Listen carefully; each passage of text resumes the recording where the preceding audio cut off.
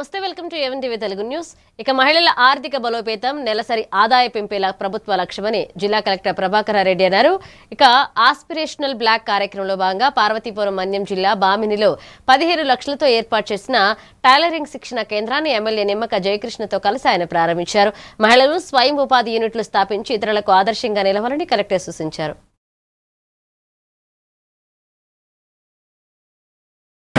కుట్టు మిషన్తో పాటుగా ఎంబ్రాయిడరీ కానీ అలాగే ఇవన్నీ కూడా లేటెస్ట్ టెక్నాలజీ ఏదైతే ఉందో దాన్ని మీరు అప్లై చేయటం వల్ల మీరు ఆర్థికంగా బలోపేతం అవుతారు.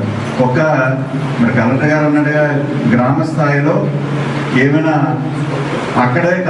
అక్కడే ఉండిపోకుండా బల్క్ ఆర్డర్స్ ఏమైనా మనం అది కూడా అలాగే పండుగలప్పుడు కూడా మనకు ఆర్డర్స్ వస్తాయి.